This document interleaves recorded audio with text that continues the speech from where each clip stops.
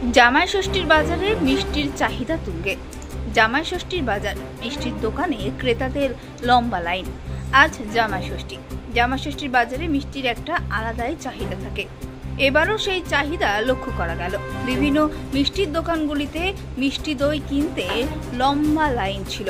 রসগোল্লা, সন্দেশ, চমচম কিনতে, গোলাপ জামুন, জিলাপি আরও বিভিন্ন রকম মিষ্টি কিনতে দেখা গেল ক্রেতাদের। মিষ্টি ছাড়া জামাই ষষ্ঠীর রীতি পালন একেবারেই বেমানান। কবজি ডুবিয়ে খাওয়ার পর শেষ পাতে মিষ্টি না হলে জামাই ষষ্ঠী যেন বৃথা। আচ্ছা, জামাই ষষ্ঠীর উপলক্ষে কি বলতে চান? আজকে এত বড় একটা উৎসবের দিন চলছি আর কি। এটা 300 টাকা হচ্ছে ভালোই বিক্রি। কোন মিষ্টিটা সবচেয়ে চাহিদা বেশি এবার? রসগোল্লা, লালমোহন, দই, সবচেয়ে কালাকান। আর আপনার দোকান আজকে স্পেশাল কি জামাই ষষ্ঠী উপলক্ষে? জামাই ষষ্ঠী বলে আমার রসগোল্লা, কালাকান এইসবই আমার সব একই চলছে। আর দই আছে?